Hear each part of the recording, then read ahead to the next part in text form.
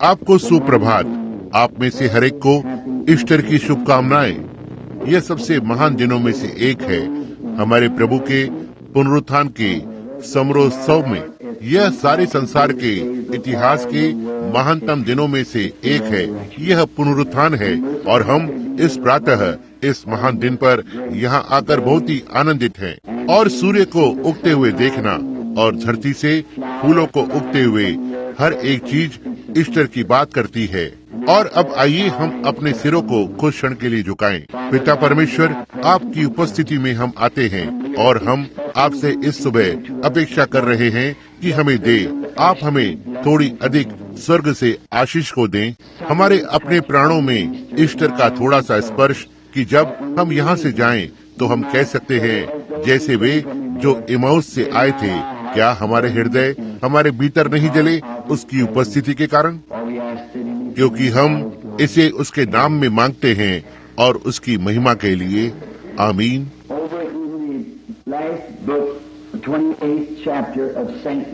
अंतिम पुस्तक में संत मती के सुसमाचार का 28वां अध्याय और 7वां पद मैं एक विषय के लिए पढ़ना चाहता हूँ। जैसा कि हम इस सभा में जाते हैं और शीघ्र जाकर और उसके चेलों से कहो कि वह मरे हुओं में से जी उठा है, और देखो वह तुमसे पहले गलील को जाता है, वहाँ उसका दर्शन पाओगे। देखो मैंने तुम्हें बता दिया।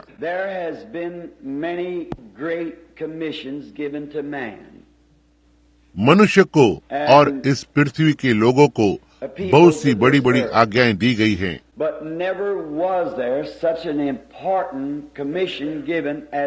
लेकिन इस तरह की एक महत्वपूर्ण आज्ञा कभी नहीं दी गई थी। जाकर उसके चेलों से कहो कि वो मुर्दों में से जी उठा है। यही वो एक बड़ी आज्ञा है और इसे केवल एक ही तरीके से दिया जा सकता था, इसलिए वहाँ पहले एक महान विजय को होना था। हमारे दिनों में मनुष्य रहा है और बीते दिनों में और इस संसार के महान इतिहास में अपने बड़े बड़े युद्ध के मैदानों में वहाँ बहुत से महान विजेता हुए हैं। बहुत सी महान चीजें जो मनुष्य जाति के लिए की गई हैं। उदाहरण के लिए मैं सोच रहा था, जैसा कि मैं आज सुबह नीचे आया, जल्दी उठकर चलकर आ गया और बहुत अधिक अध्ययन करने का मौका नहीं मिला, क्योंकि मैं नहीं जानता था कि पिछली रात को आज हमारे पास कौन सा भाग होगा पास्टर और मेरे बीच सभाओं में। लेकिन मेरे रास्ते पर मैं सोचने लगा, आज सुबह क्या करूं? यह सबसे अच्छा होगा जो मैं जानता हूं कि उसके लोगों से बोलूं। एक संदेश को लेने के लिए मैंने इस विषय में सोचा, जाकर उसके चेलों को बताओ। अब उसके चेले उसके अनुकरण करने वाले हैं। एक चेला वह जो अनुसरण करता है, और मैंने इस विषय के बारे में सोचा, महान और सामर्थी जय पाने वाला। और यह सोचते हुए कि इस संसार में हमारे पास कितने महान विजेता रहे हैं और उन्होंने मनुष्य के जीने के तरीके को और बेहतर बनाने के लिए क्या ही महान चीजों को किया है। मैं उस महान नेपोलियन के बारे में सोच रहा था। उसके दिनों में कैसे वो असल में एक फ्रांसीसी नहीं था, लेकिन उसके मन में कुछ तो था। पहला, उसने फ्रांस को तुच्छ जाना। उसे ये पसंद नहीं आया। वो द्वीपों से आया है, लेकिन उसके मन में एक विचार था कि किसी दिन वो जय को पाएगा। और वो कारण जो उसके मन में था, उसके पास काम करने के लिए कुछ तो होना था। हर एक व्यक्ति के लिए इससे पहले कि आप कोई कार्य कर सके, आपके पास कोई उद्देश्य होना चाहिए, कोई विकल्प होना चाहिए, कुछ तो जिस पर आप काम कर रहे हैं। एक काम करने के उद्देश्य के लिए कुछ तो जिसके द्वारा काम करना है। और जैसा कि हम सभी जानते हैं, हिटलर के इतिहास को लेने के द्वारा, या न ही हिटलर लेकिन नेपोलियन का, कि वो चंद्रमा को देखकर उसके अनुसार चलता और तारों के बदलने के द्वारा वह चलता। उसने इसी तरह से काम किया और अपेक्षा कर रहा था, क्योंकि एक बार उसने ऐसा किया और उसने एक जीत को हासिल किया था और वो फ्रांस में आया और वो एक बड़ा योद्धा बन गया। उसने बहुत से लोगों को मार डाला क्योंकि वे उसके साथ सहमत नहीं होते, और उसने अपने सारे देश को साफ कर दिया जो कोई भी उसके विरोध में था। उसने बस इसे पूरी तरह से मिटा दिया क्योंकि उसे इसे इसी तरह से अधिकार करना था। यदि वो इसे इस तरह से नहीं करता था तो हर समय उसके विरुद्ध कुछ न कुछ रहता, और उसकी बड़ी योजना जो उसके मन में थी, उसकी अपनी जिंदगी खतरे में पड़ जाएगी। इसलिए उसे अपना संपूर्ण राज्य उतना ही उत्तम बनाना था जितना वो प्राप्त कर सके। मैं अब सोच रहा हूँ कि आप मुझे समझ रहे हैं उस महान जयवंत के बारे में जो मैं सोच रहा हूँ। उसके राज्य में हर एक चीज अवश्य ही उसके लिए होनी चाहिए। यह हृदय, प्राण और शरीर अवश्य ही उसके लिए होना चाहिए। उसके विरोध में कुछ नहीं हो सकता। जो कुछ भी उसके विरोध में था उसे हटाना होगा। उसके पास पूरी तरह से उसी के लिए सब कुछ होना है। और जब नेपोलियन उसने हथियार, तोपें, बंदूक, तलवारें उठा ली और वो इस एक विचार के साथ आगे बढ़ा कि वह संसार को जीत लेगा, और उसने व्यवहारिक रूप से 33 वर्ष की आयु में ऐसा किया।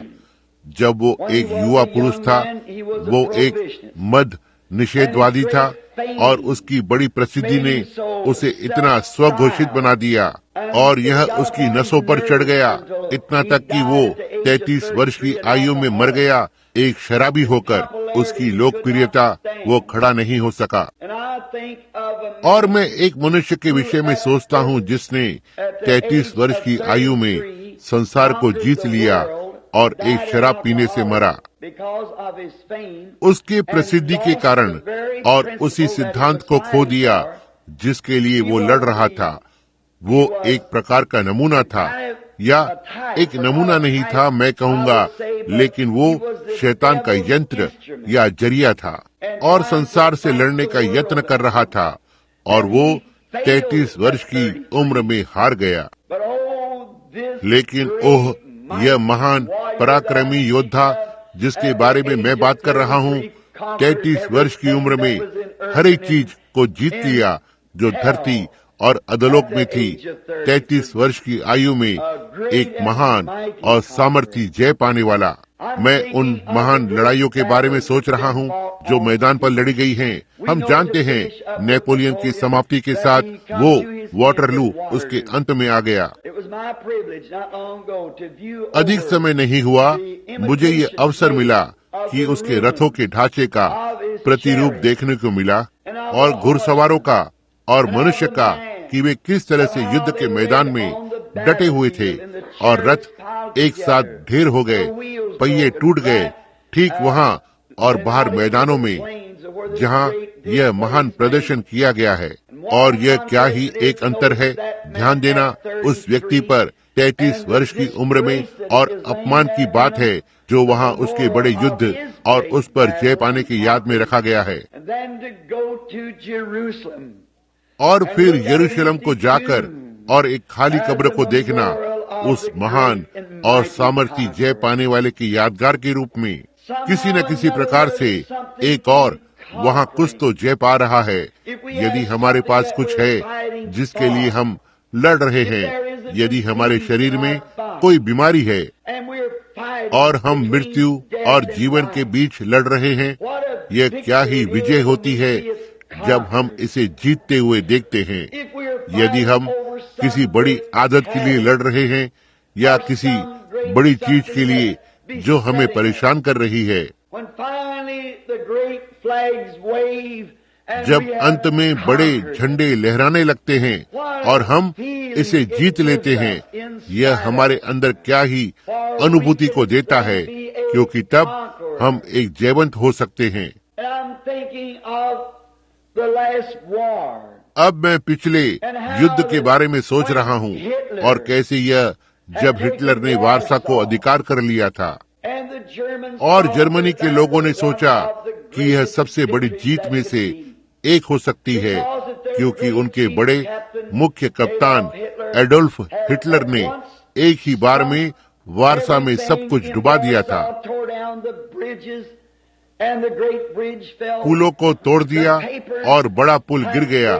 अखबारों ने पुल के गिरने की बड़ी बड़ी तस्वीरें छापी थी। जर्मनी के लोगों ने सड़कों पर से होकर कदम ताल किया और उन्होंने ढोल बजाया और उन्होंने सीटी बजाई और हजारों हवाई जहाज उसके पास से होकर गुजरे जब उसने अपनी पहली बड़ी विजय को प्राप्त किया। उस एक महान अलेक्जेंडर की तरह बैठा हुआ था या एक नेपोलियन दुनिया पर जय पाने वाला, लेकिन वो कहाँ पर खत्म हुआ? अपमान में। निश्चय ही उसने ऐसा किया। मुझे याद है जब उन्होंने बड़ी बर्मा खाड़ी का निर्माण किया था, वहाँ अवश्य ही शायद उन्होंने पहाड़ को पार किया हो। कुछ लड़के आज सुबह यहाँ बैठे हुए हैं, हो सकता है जो इस बड़ी खाड़ी को पार कर गए हों। यह क्या ही एक मेहनत का कार्य था। इसने कितना वास्तविक कार्य लिया और क्या ही वास्तविक कार्य उन्होंने किया। और उस बर्मा खाड़ी को बनाने में कितना पैसा खर्च हुआ, लाखों डॉलर। वे लड़के जिन्होंने अपने जीवन को खो दिया ऐसा करने में। लेकिन अंत में और कुछ समय के बाद जब रास्ते का अंतिम मील बन गया था और खाड़ी पूरी बनकर तैयार हो गई, किस तरह से लोगों में विजय की चिल्लाहट गूंज उठी। उनके पास एक खाड़ी थी जिसे वे विजय को पाने के लिए पहाड़ों को पार कर सकते थे। मैं एक और खाड़ी के लिए सोच रहा हूँ जिसे एक दिन हमारे धन्य प्रभु के जीवन की कीमत चुकानी पड़ी। यह केवल धरती पर का एक मार्ग नहीं था, लेकिन यह एक राजमार्ग था जिसे पवित्रता का महामार्ग कहा जाता था, जहाँ अशुद्ध लोग वहाँ से होकर नहीं निकलेंगे। केवल वे ही जिन पर छाप लगाई गई है, केवल वे जो उस ओर हैं जिस पर वो है, वे इस महामार्ग से होकर गुजरेंगे। महान विजय को प्राप्त किया गया है। आज हम में से बहुत से पहले विश्व युद्ध को अच्छी तरह से याद कर सकते हैं। मुझे याद है जब मैं बस एक छोटा लड़का था, मैं सीटी बजाते हुए सुन सकता हूँ, और यहाँ तक कि खेत में किसानों ने अपने घोड़ों को रोक दिया और अपनी टोपियों को हिलाया। वे चिल्ला उठे, उन्होंने शोर मचाया। क्या हुआ था? युद्ध समाप्त हो गया था, जीत प्राप्त हुई थी। जिस बड़े अर्थव्यवस्था के लिए हम लड़ रहे थे, अंत में हमने जीत हासिल कर ली थी। मैं इस अंतिम विश्व युद्ध के बारे में सोच रहा हूँ। मैं सड़क के उस पार रहता था और जब सीटी बजने लगती है, लोग घरों के आंगन में भागने लगते। स्त्रियां जो उनकी ओढ़नी को ओढ़े हुए होती, उन्हें उतारकर और उन्हें हवा में लहराने लगती। गोलियां पेड़ों में से होकर निकलती, सीटी बजाई जाती, कारों ने सड़कों पर दौड़ लगाई। लोग अपने घुटनों पर गिर गए और अपने हाथों को ऊपर उठा लिया। वे चिल्ला उठे, वे रोए। क्यों? क्योंकि युद्ध समाप्त हो गया था। और धन्य लोग, वे प्रिय लड़के जो समुद्र के उस पार थे, जल्द ही फिर से नाव से उनके घर को लौटेंगे। क्या ही विजय है, क्या ही समय है, और ये किसी भी हृदय के लिए एक रोमांच है। क्या ही जुबली है। उस रात हर कोई इस तरह के भाव में था। आप रेस्टोरेंट में चलकर और खा सकते थे और बाहर चलकर जाते और इसका भुगतान नहीं करते तो भी कोई बात नहीं होती। आप अगले व्यक्ति की कार का उपयोग कर सकते थे तो इसमें भी कोई बात नहीं होती। आप पूछ सकते हैं कि आपको क्या चाहिए और आपको शायद मिल गया होता। ऐसा क्यों था? जीत प्राप्त हुई थी। लड़के घर आ रहे थे। ये सब खत्म हो गया था। और मैं सोच रहा हूँ मेरे भाई, यह बहुत ही बुरा है कि इस तरह की भावनाएं हर समय बनी नहीं रह सकती हैं। लेकिन आज सुबह मसीह लोगों के लिए जीत को हासिल किया गया है। आनंद की घंटियां बज रही हैं। युद्ध समाप्त हो गया है। परमेश्वर और मनुष्य के बीच विजय को प्राप्त कर लिया गया है। इससे पहले कि कोई भी विजय को प्राप्त किया जा सके, वहाँ अवश्य ही बड़ी कीमत चुकानी होगी। ओह, क्या ही दाम चुकाया गया है। और कभी कभी वे बहुत गहरे होते हैं और वे बड़े बड़े निशान बनाते हैं जो तोड़ डालते हैं। लेकिन पहाड़ को होने के लिए हमारे पास घाटी होना है। इससे पहले कि हमारे पास सूर्य का प्रकाश हो सके, हमारे पास बारिश को होना है। इससे पहले कि हमारे पास उजियाला हो सके, हमारे पास रात होना है। इससे पहले कि हम सही हो सकें, उनके पास गलत होना था। या तो आप कभी नहीं जान पाएंगे कि गलत क्या था। लेकिन जीत को पाने के लिए और सबसे बड़ी लड़ाई को जीतने के लिए जो हर एक जीती हुई थी, उस एक ने महिमा से बाहर कदम रखा बहुत वर्षों पहले। और उसने अपने आप पर एक दूत का रूप धारण नहीं किया। वह किसी बड़े व्यक्ति के समान नहीं आया, लेकिन वो ये साबित करने जा रहा था कि युद्ध जीतने के लिए बंदूक और गोलियां और परमाणु बम की आवश्यकता नहीं होती है। उसने अपने आप को एक छोटे बालक के समान नम्रता के वस्त्र पहनाए और एक चरनी में जन्मा था। उसके जन्म के लिए यहाँ तक कोई स्थान भी नहीं था। जब वो आया, मैं चाहता हूँ कि आप युद्ध के विभिन्न सामानों की ओर देखें जिसका उसने उपयोग किया। अब आदम की जाति बंधुआई में थी।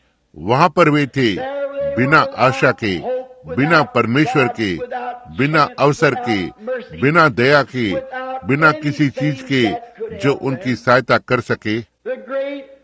वे बड़े बड़े शत्रु निचले क्षेत्रों के जो खोए हुए थे, उन्हें अंधकार में बंद कर दिया गया था। बाहर निकलने का कोई मार्ग नहीं था। वहाँ कोई सहायता नहीं कर सकता था। कुछ नहीं किया जा सकता। यह कुल मिलाकर पूरी तरह से पराजय की तरह लग रहा था।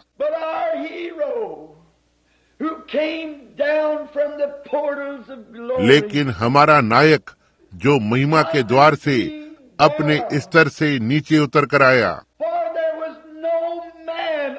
क्योंकि पृथ्वी पर कोई मनुष्य नहीं था जो इस कार्य को कर सके।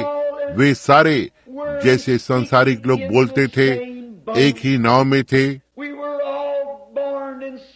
हम सब पाप में जन्मे, अधर्म में आकार लिया, झूठ बोलते हुए संसार में आए, और हम में से कोई भी एक दूसरे की सहायता नहीं कर सकता था। हम असहाय खड़े थे, हारे हुए। हर एक हाथ पर घोर अव्यवस्था थी। सारे बिना एकता के थे। हम नियमों और समारोह को नहीं मान सकते थे। उनकी कमजोरियों और आदि आदि को देखते हुए हम इसे नहीं कर सकते थे, और ऐसा प्रतीत हुआ जैसे कि सारी मनुष्य जाति नष्ट हो गई थी। और तब वो आ गया, वो नीचे आया, क्योंकि वो आदि में था। बाइबल ने कहा वो वचन था।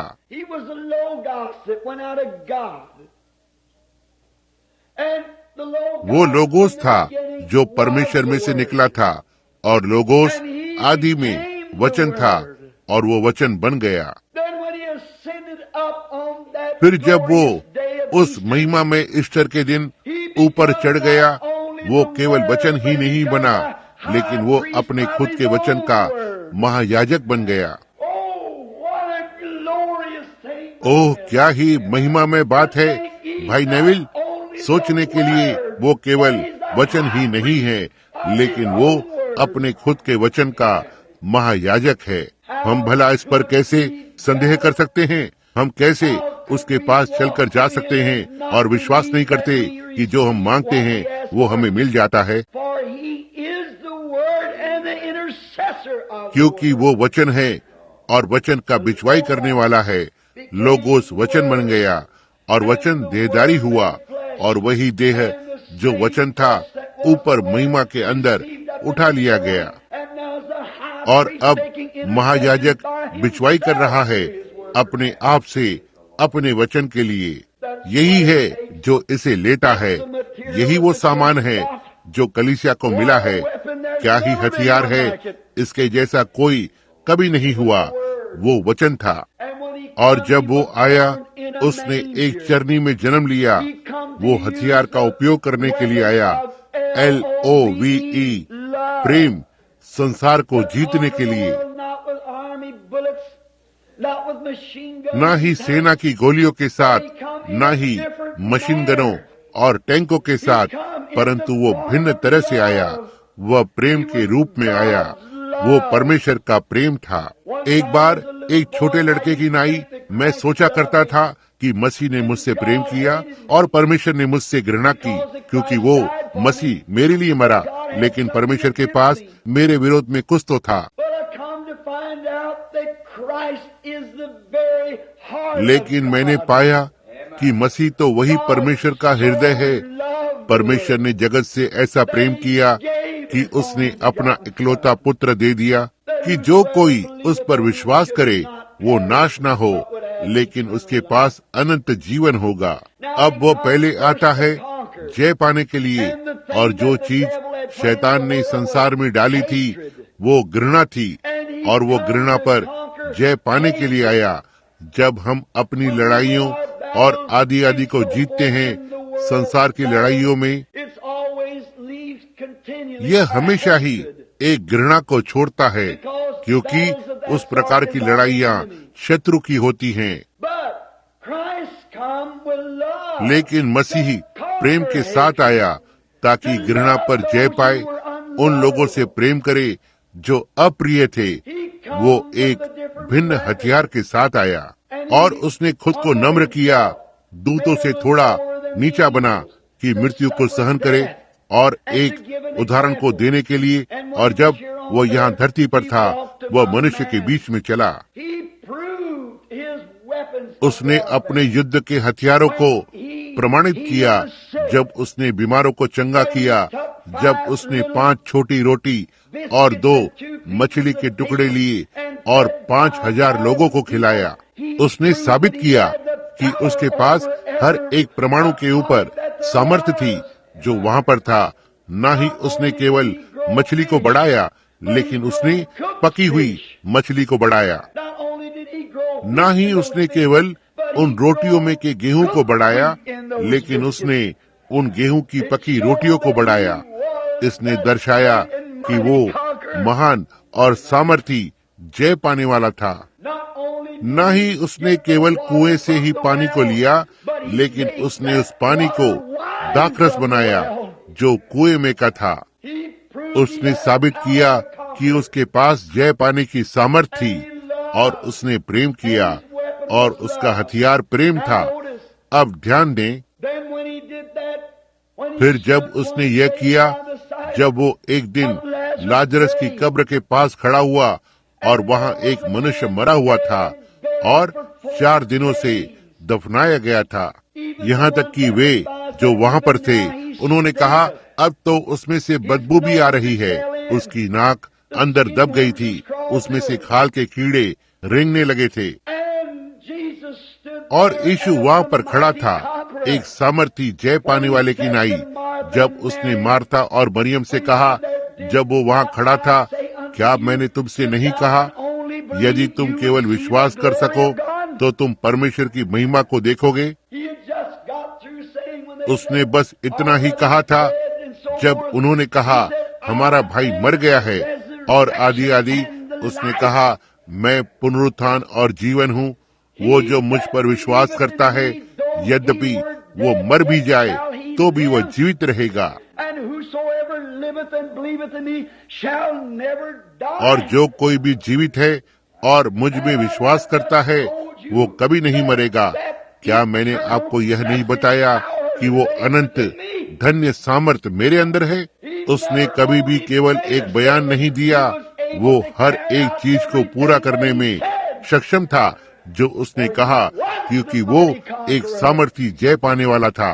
उसमें वास करते हुए, पीछे पकड़े हुए, मनुष्य की देह से ढके हुए एक मनुष्य की नाई, लेकिन उसके अंदर कोई और नहीं था सिवाय सर्वशक्तिमान परमेश्वर के वो महान और सामर्थी, वो फिर से बना सकता था, वो नई नई चीजों की सृष्टि कर सकता था, वो बोल सकता था, और जो उसने मांगा वो उसी क्षण में दिया जाता।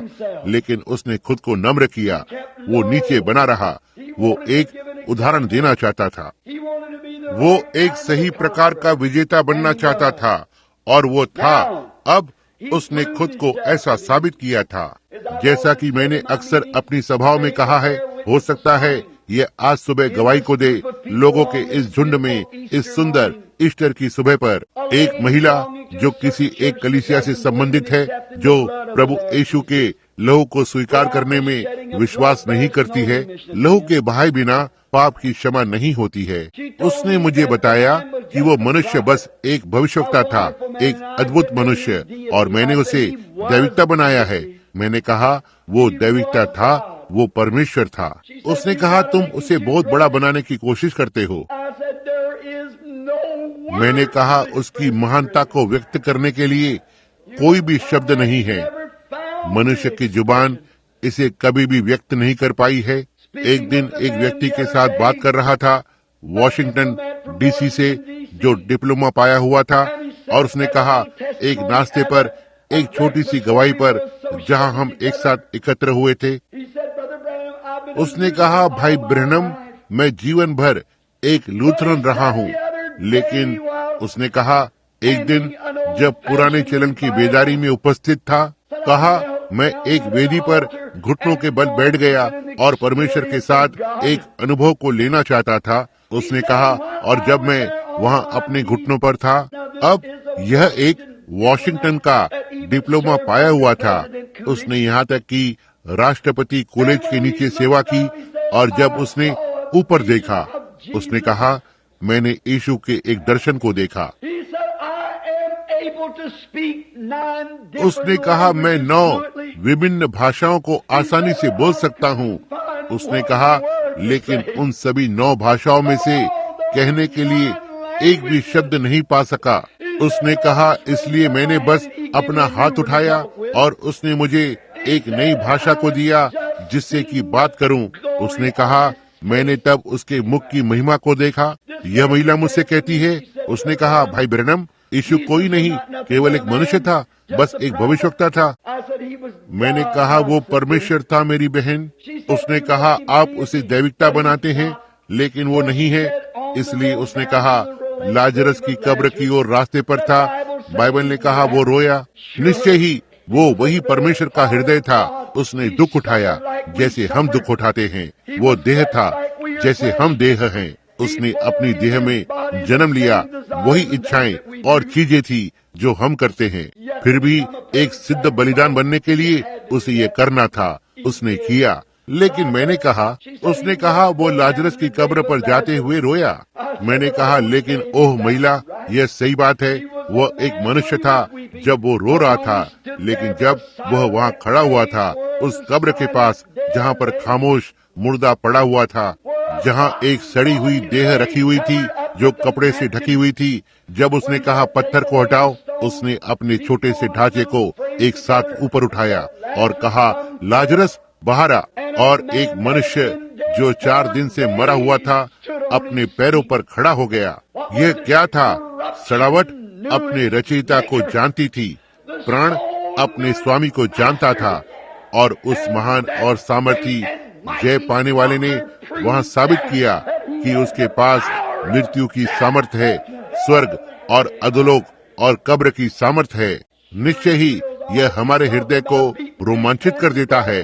आप बर्तनों को बजाने और तुरही को फूंकने की बात करते हैं। संसार को आज सुबह एक जुबली में होना चाहिए जैसा कि यह कभी नहीं हुआ था। उसके लोगों की चिल्लाहट और जय जयकार, क्योंकि यह यादगार दिन है कि जब उसने अंतिम शत्रु पर जय को पाया और हमें बंधुआई से आजाद कर दिया। जी हाँ, वो एक मनुष्य था। ये सही है, वो एक मनुष्य साबित हुआ और वो परमेश्वर साबित हुआ। एक रात जब वो बड़े प्रचंड समुद्र में, जिसने हजारों जीवन को ले लिया, हो सकता है आप में से कुछ माताएं यहाँ इस सुबह हों, आपके लड़के उस ओर प्रचंड समुद्र में मर गए होंगे। हो सकता है वे इस संसार के युद्ध के बड़े मैदान में लहरों के नीचे डूब गए हों। आपके कुछ प्रियजन वहाँ पर पड़े हुए हैं, हो सकता है समुद्र के नीचे। लेकिन एक रात जब वो एक छोटी सी नाव में लेटा हुआ था और लहरें समुद्र पर इधर उधर उछल रही थी, जैसे बोतल की डांट उछलती है, वो उठा और अपने पैर को नाव के किनारे पर रखा। उसने आकाश की ओर देखा, कहा शांत, और लहरों से उसने कहा शांत हो जाओ, और वो विशाल समुद्र शांत होने लगा। इतना तक कि उस पर कोई सिलवट भी नहीं थी। निश्चय ही वो था। यह सत्य है कि उसे एक मनुष्य के समान भूख लगती थी।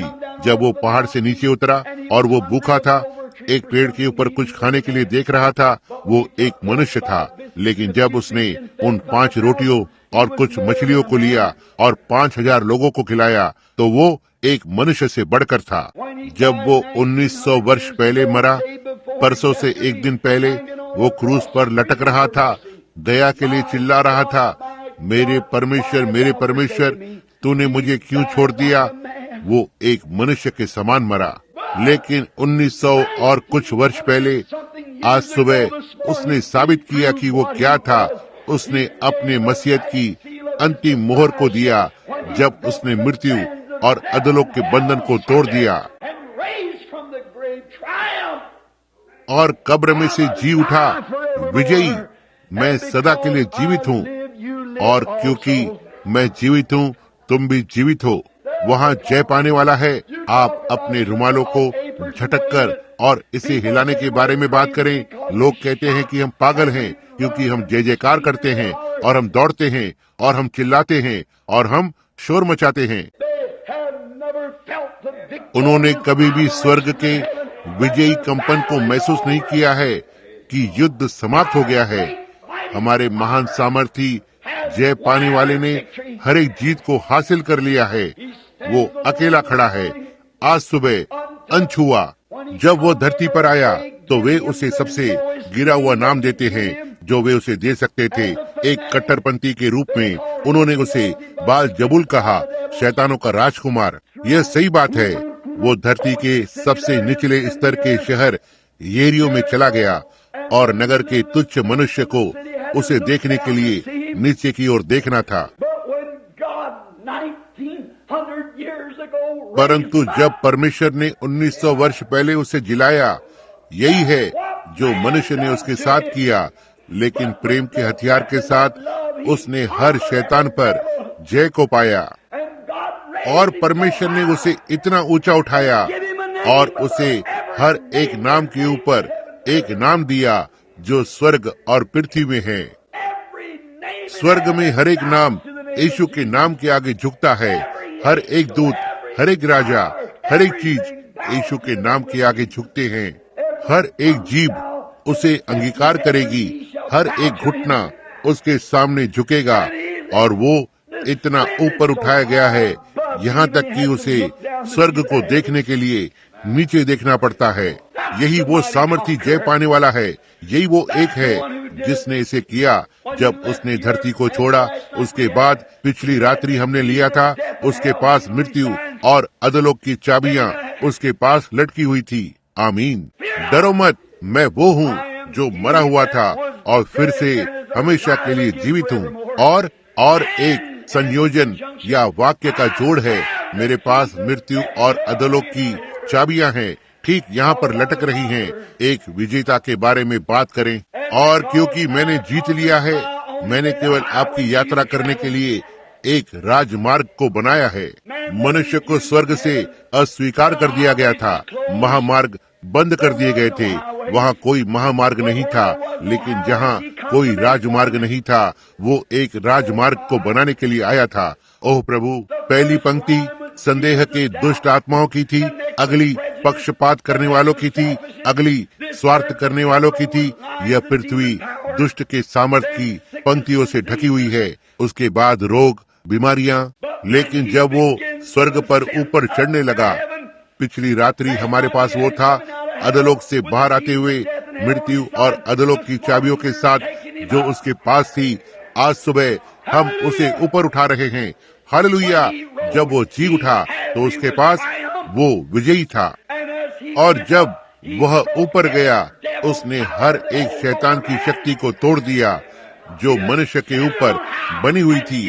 वो ऊंचे पर चढ़ गया और मनुष्य को दान दिए, पवित्र आत्मा के दान। वो सामर्थी जय पाने वाला वो आज सुबह अकेला खड़ा है, और उसके और हर एक विश्वासी के बीच पवित्रता का धन्य पुराना राजमार्ग है जिस पर धर्मी चलेंगे।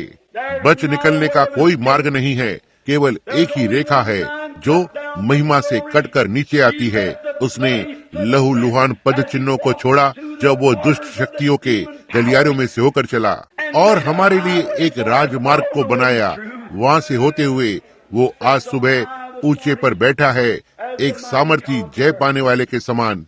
उसके लोग एक जुबली को मना रहे हैं। संसार भर में उनमें से दसों हजारों लोग विजय का नारा लगा रहे हैं। मैंने इस पुराने ठंडे औपचारिक कलीसिया में जुड़ते हुए देखा है।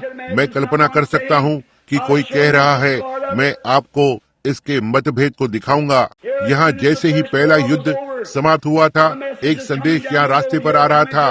एक ग्रे हाउंड बस में आ गया। उन्होंने कहा, यह सारा शोर क्यों है, ये सब किस बारे में है? और उनमें से एक ने कहा, यहाँ पर देखो, यहाँ अखबार है, युद्ध अभी अभी समाप्त हुआ है। और हर कोई रो रहा था और चिल्ला रहा था। लेकिन एक महिला ने कहा, ओह प्रभु, इसे इस तरह से क्यों समाप्त होना था? कहा, यदि यह कुछ दिनों के लिए और अधिक समय तक चल सकता, कहा जॉन और मैं चैन से रास्ते पर बैठे होते। कहा हम वहाँ रास्ते पर बैठे हुए होते। वहाँ पीछे एक मनुष्य बस की भीड़ में खड़ा था। उस महिला को पकड़ा और उसे लगभग दरवाजे से बाहर धक्का दिया। और जब पुलिस ने उस व्यक्ति को गिरफ्तार किया, उसने कहा, जिस कारण से मैंने ऐसा किया, उसने कहा उस महिला का वहाँ उस और कोई नहीं था जिसके प्रति वो चिंतित हो, लेकिन मेरे वहाँ पर 2 लड़के गए हैं। उसने कहा, मैं अपनी भावना को रोक नहीं सका। ओह भाई, मेरा उस और एक पिता है, मेरे वहाँ उस और प्रियजन है, यह मेरे लिए कुछ तो है। जब यीशु ने जय को पाया, मेरी एक पत्नी है, मेरा एक बालक है, मेरे प्रियजन है, वो महान सामर्थी जय पाने वाला। आप मुझे पवित्र शोर मचाने वाला या धार्मिक कट्टरपंथी कह सकते हैं, जो भी आप चाहते हैं।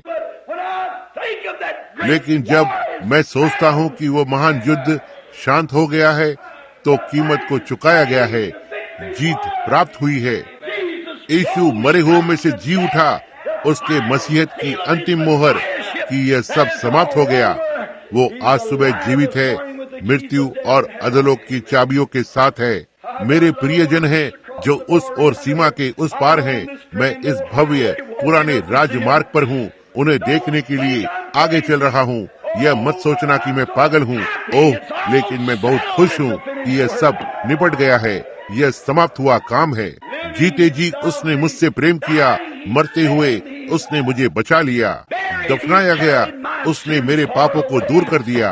जी उठकर उसने हमेशा के लिए धर्मी करके आजाद कर दिया। किसी दिन वो आ रहा है। ओह, महिमामय दिन। पवित्र आत्मा का यह धन्य पुराना बपतिस्मा इस अद्भुत पुराने राजमार्ग पर हमारा मार्गदर्शन करने के लिए, ओह यह कितना महिमामय है। मैं भला कैसे कभी इसके लिए लज्जित हो सकता हूँ। मैं आज सुबह संत पौलुस के साथ खड़ा हूँ, यह कहते हुए मैं यीशु मसीह के सुसमाचार से नहीं लज्जाता, क्योंकि यह उद्धार के लिए परमेश्वर की सामर्थ है। यह बीमारी के ऊपर सामर्थ है, यह मृत्यु के ऊपर सामर्थ है, यह कब्र के ऊपर सामर्थ है। जब वो कठोर पुराना प्रेरित अपने मार्ग के अंत में आया और उन्होंने वहाँ उसकी कब्र खोदी और मृत्यु उसके आमने सामने थी, वो ठीक इसके सामने हंसने लगा। उसने कहा, मृत्यु तेरा डंक कहाँ है, कब्र तेरी विजय कहाँ है? तब उसने परमेश्वर की स्तुति में जय जयकार किया। लेकिन परमेश्वर का धन्यवाद हो जो हमारे प्रभु यीशु मसीह के द्वारा हमें जयवंत करता है। सबसे सामर्थी जय पाने वाला जो कभी जिया, सबसे शक्तिशाली जय पाने वाला जो कभी मरा, क्योंकि केवल वही एक था जो जय को पा सकता था, मरा और स्वयं मृत्यु पर जय पाई और फिर से विजय में जी उठा है। उसने साबित किया कि वो क्या था। यह उसके मसीहत की अंतिम मोहर थी। और अब संयोग से यदि आज सुबह इस इमारत में कोई ऐसा होगा जो एक गुनगुने कलीसिया का सदस्य है और युद्ध के समाप्त होने के आनंद को नहीं जानता है, लोग चिल्लाते हैं, लोग आनंद करते हैं, लोग रोते हैं। आप कहते हैं उनके साथ क्या मामला है? वे जानते हैं कि यह एक समाप्त हुआ काम है, यह सब खत्म हुआ है। निश्चय ही हम बैंड को बजाते हैं, हम तुरहियों को जोर से बजा रहे हैं और सुसमाचार बाहर जा रहा है। परमेश्वर की महिमा और सामर्थ ज्ञात हुई है और यह एक पूरा हुआ काम है। संधि पर हस्ताक्षर किए गए हैं। परमेश्वर की महिमा हो, मसीह ने इसे अपने ही लहू में हस्ताक्षर किया। लड़ाई खत्म हो गई है, जीत को हासिल किया गया है। मैंने इसे कभी भी नहीं जीता, उसने इसे जीत लिया। मैं बस इसके विषय में खुश हूँ। ओह, जब उनमें से कुछ लड़के दूसरे देश से वापस आ रहे थे, उन्होंने मुझे बताया जब जहाज न्यूयॉर्क में आया, जैसे ही यह बंदरगाह में पहुंचा, उन्होंने वहां पर देखा और उन्होंने स्टैच्यू ऑफ लिबर्टी को देखा। पहली चीज जो आप देखते हैं जो ऊपर खींचती है, वे उठे। उनमें से कुछ अपाहिज पुराने योद्धा जहाज के छत पर थे जिससे कि वे इसे देख सकें। और जब उन्होंने उस स्टैच्यू ऑफ लिबर्टी की मूर्ति को देखना आरंभ किया तो वे रोने लगे। वे रोए, वे इसकी सहायता नहीं कर सके। महान बड़ा मनुष्य वहाँ खड़ा था, बड़ा कठोर मनुष्य थरथरा रहा था और कांप रहा था। वे अपनी भावनाओं को रोक नहीं सके। क्यों? यह मूर्ति स्वतंत्रता का प्रतीक थी। बस उस स्टैच्यू ऑफ लिबर्टी के पीछे पड़े हुए पिता थे, माँ, प्रियजन, हृदय प्रिय, पत्नी, बालक थे। इस धरती पर जो उनके प्रियजन हैं, वे इसके ठीक पीछे रुके हुए थे।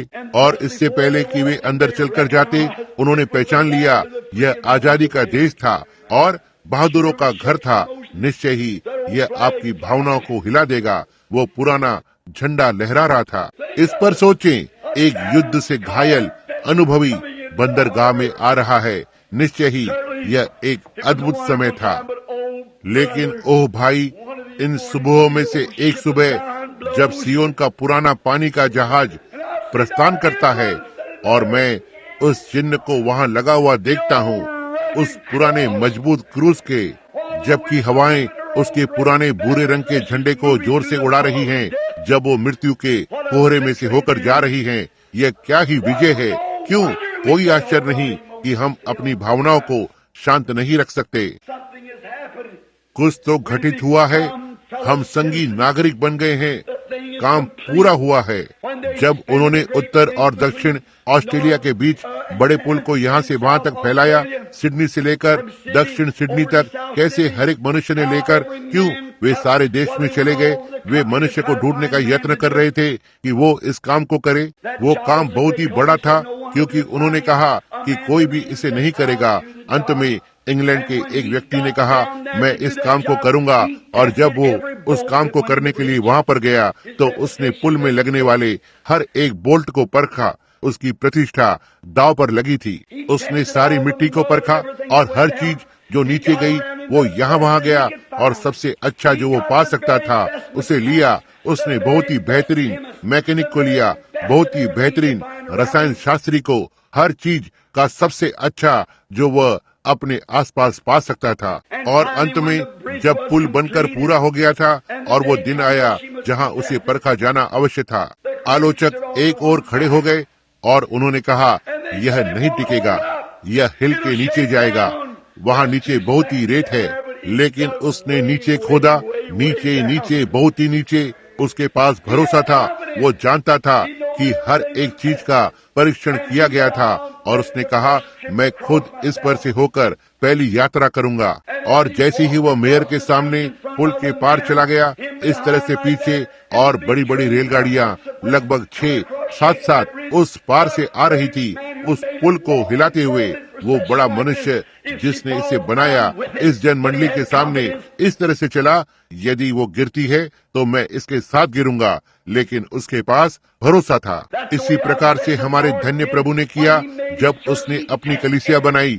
हर एक नट बोल्ट को जांचता है, हर एक चीज जो इसमें लगाई जाती है, क्योंकि इसे अवश्य ही लहू से धोया जाना है।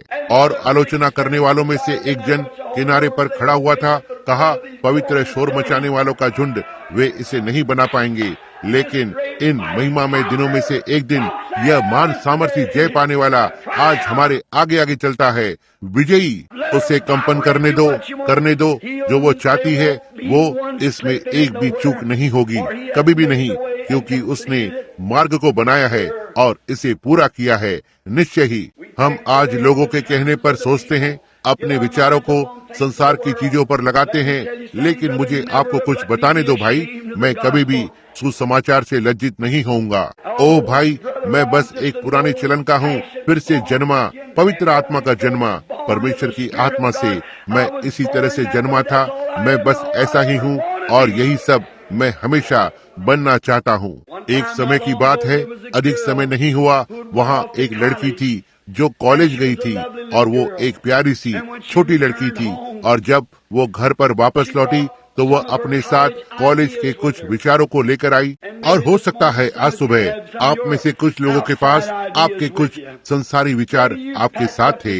हो सकता है आपने कलीसिया में अपने बहुत से विचारों को अपने साथ लिए हुए हो, तो उनसे छुटकारा पाएं। यही सबसे अच्छी बात है जो मैं करना जानता हूँ। तब यह लड़की, जब ट्रेन उसके सामने आकर रुकी, वो अपने साथ एक छोटी लड़की को लेकर आई। उन छोटी शरारती प्रकार की लड़कियों में से एक, आप जानते हैं, जैसे एल्विस प्रेस्ली की तरह। जब वो वहाँ पर खड़ी थी, आप जानते हैं, ट्रेन में उसकी माँ बाहर की ओर थी।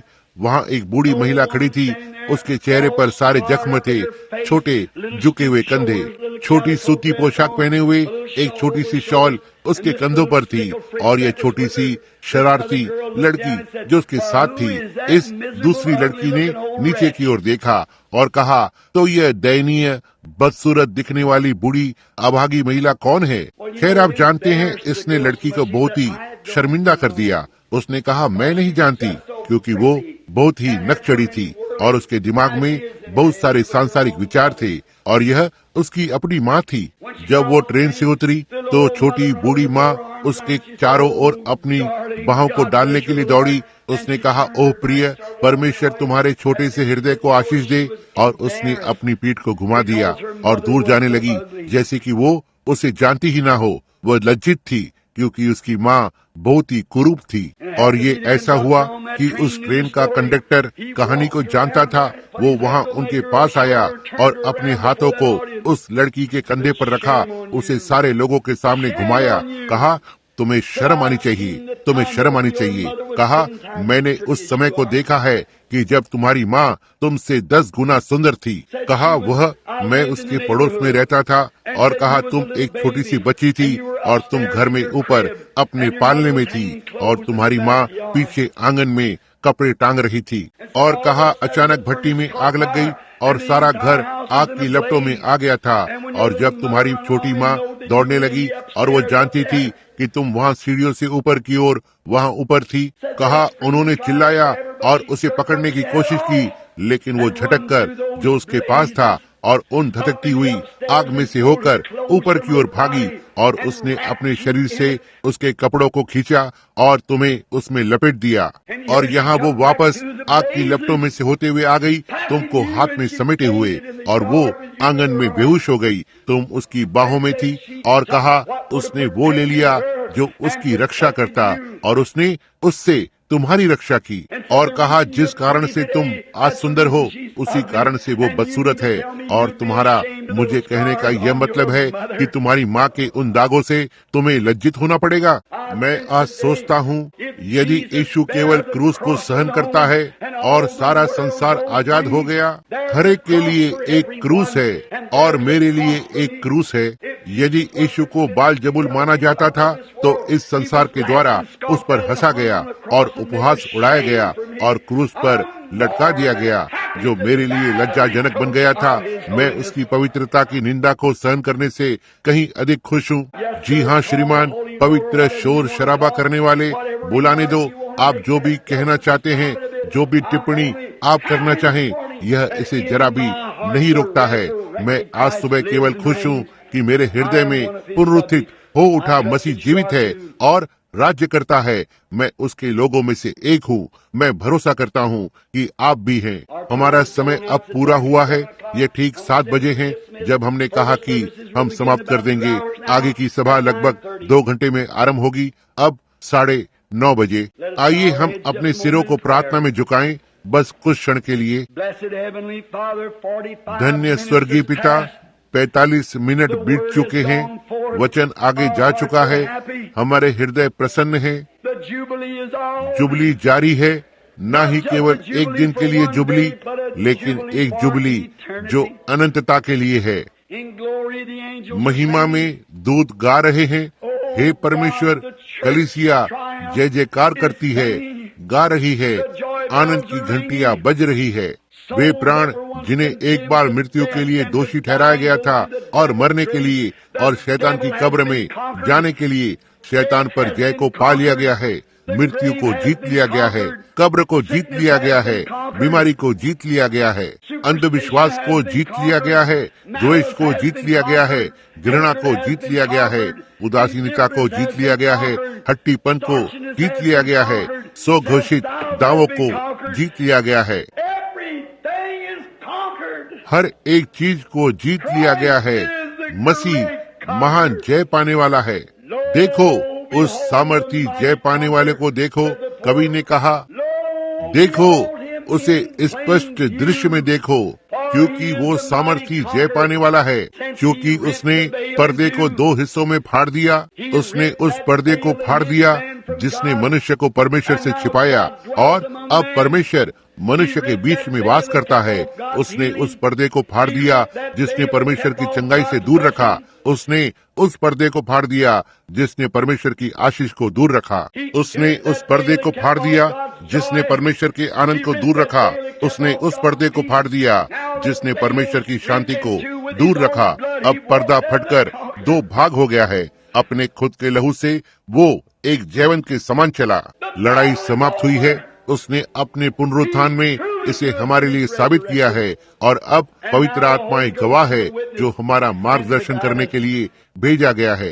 हे अनंत परमेश्वर, यदि आज सुबह यहाँ कोई है जो अब व्यर्थ इधर उधर घूम रहा है, अंदर और बाहर राजमार्ग से रास्ते के किनारे गिरते हुए कभी भी सीधे रास्ते के बीच में चलने में सक्षम नहीं हुआ है, उन महान नायकों के साथ, वे महान नायक जो राजमार्ग के बीचों बीच चलते हैं, हम आज सुबह प्रार्थना करते हैं कि वे अपना सब कुछ आपको समर्पित कर देंगे और बाहर आकर और इस महान विजय का आनंद लें जो हमारे जी उठे प्रभु के द्वारा जीता गया है। इसे प्रदान करे पिता, क्योंकि हम इसे मसीह के नाम में मांगते हैं। और जब हमने अपने सिरों को झुकाया है, मैं सोचता हूँ इस समय के क्षण में कि यदि आप अपने हाथों को मसीह की ओर उठाकर और कहें, मसीह मैं सराहना करता हूँ, मैं आपसे फिर से कभी भी लज्जित नहीं होऊंगा, मैं थोड़ा संकोचशील रहा हूँ।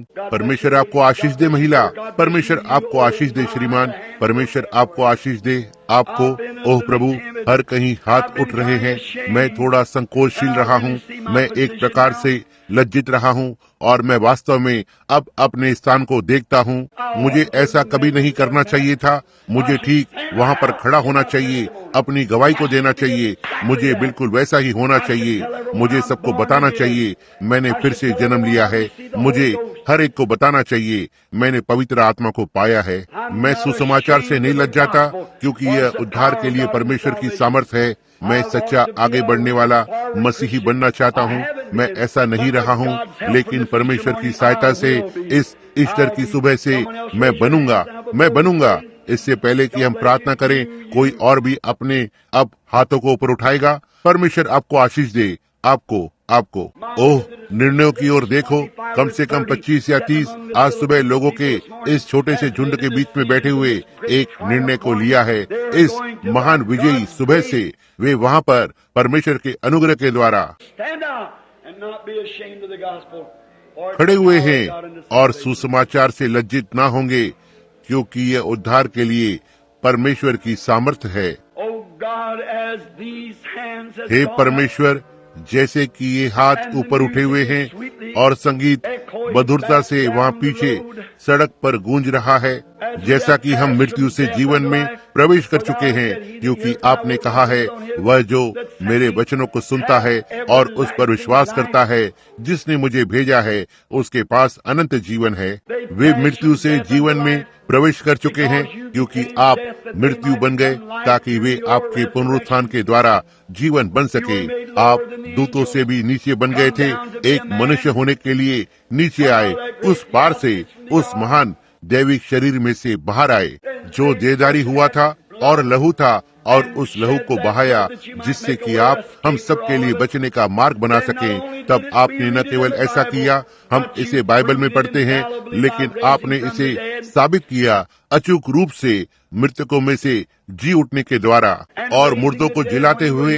जब आप यहाँ धरती पर थे, केवल इतना ही नहीं, लेकिन आपने किया, आपने इसे दोहरा प्रमाण बनाया, जैसे आपने अब्राहम के साथ किया।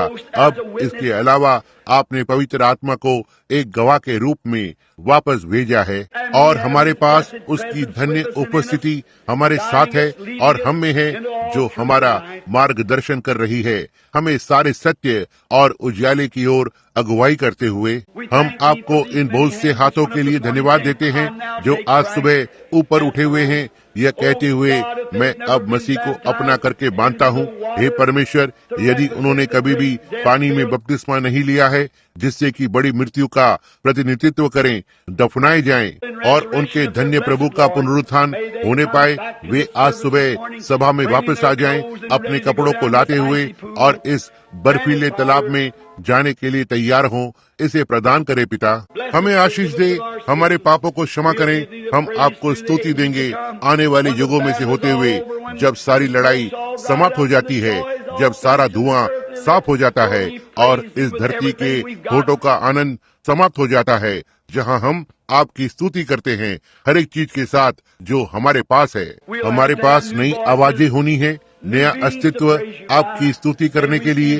तब हम आनंद के साथ प्रवेश करें, क्योंकि हम इसे मसीह के नाम में मांगते हैं। आमीन।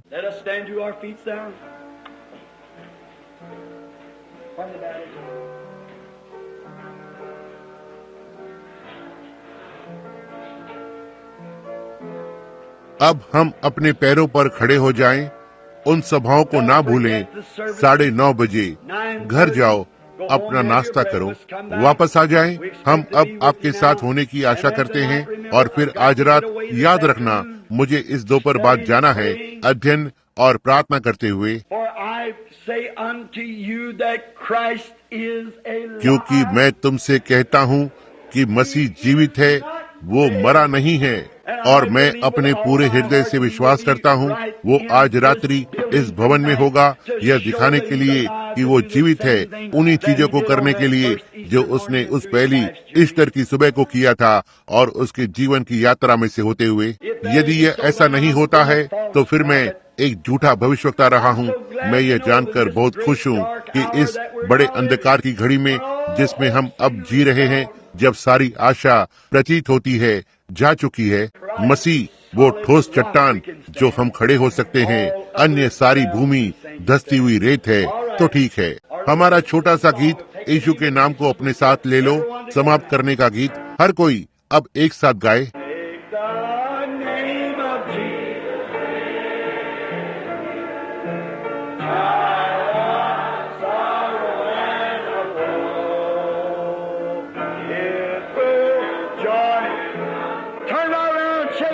ठीक अपने आसपास घूमें और हाथ को मिलाएं और कहें, प्रभु की स्तुति हो। आपके पास खड़े किसी से तो कहें। तो ठीक है, प्रभु धन्य है।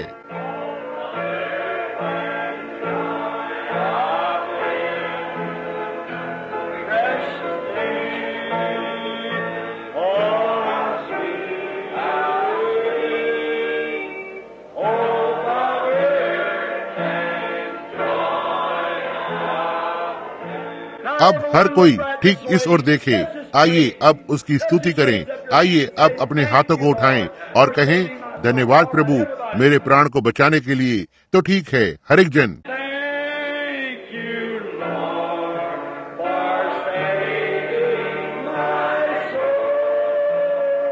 Thank you.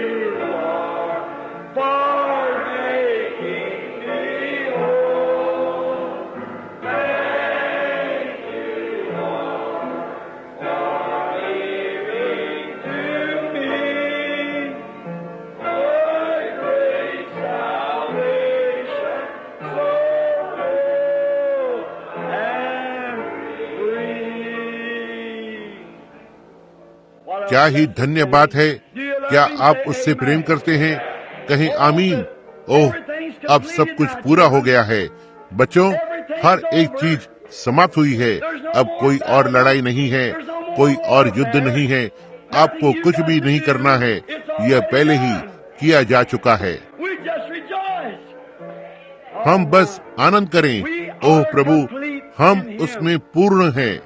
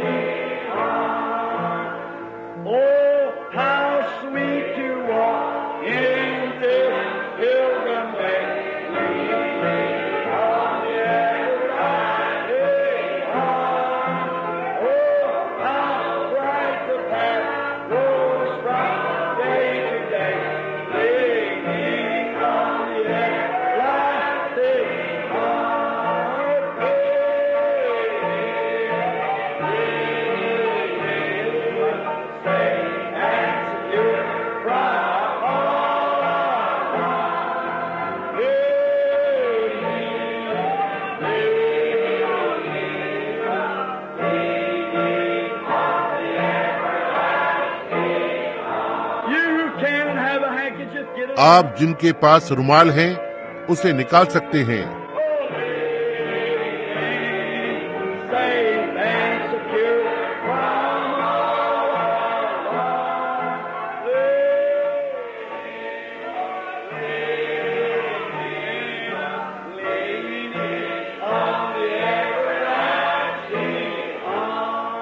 अब आपकी बाइबल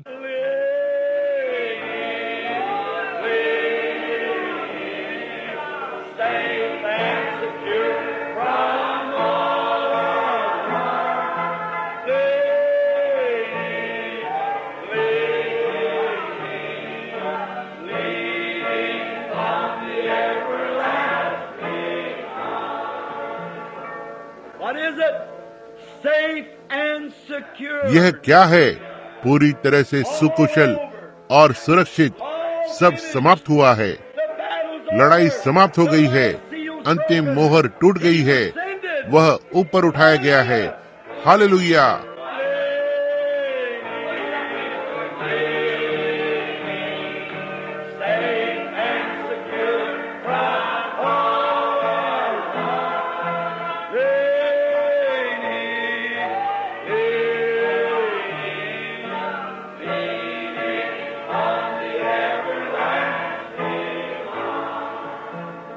अब आइए अपने सिरों को उस मिट्टी की ओर झुकाएं जहां से परमेश्वर ने हमें उठाया था, जहां किसी दिन हम धरती की मिट्टी में से ऊपर आ जाएंगे, क्योंकि हमारा प्रभु मिट्टी से लाया गया, मिट्टी में चला गया, ताकि हमें उसकी अमरहार आत्मा को दे। वह मिट्टी में से ऊपर आ गया और वे सब जो उसमें हैं किसी दिन उसके साथ ऊपर आ जाएंगे धन्य क्षेत्रों में। जैसा कि हमने अपने सिरों को झुकाया है, मैं देखता हूं कि आज सुबह भाई स्मिथ हमारे बीच में हैं, चर्च ऑफ गॉड के पास्टर। कल रात उन्होंने मुझे फोन किया, भाई स्मिथ क्या आप बस आगे कदम को बढ़ाएंगे? अब मैं सोचता हूं कि यदि भाई स्मिथ हमारे लिए प्रार्थना के कुछ शब्दों के साथ समाप्त करें, जब आप अपने घर के लिए उसके बाद जल्दी करते हैं और अपना नाश्ता करें, संडे स्कूल की सभा के लिए वापस आ जाएं और बपतिस्मा की सभा के लिए तुरंत बाद 9:30 बजे आरंभ होगी।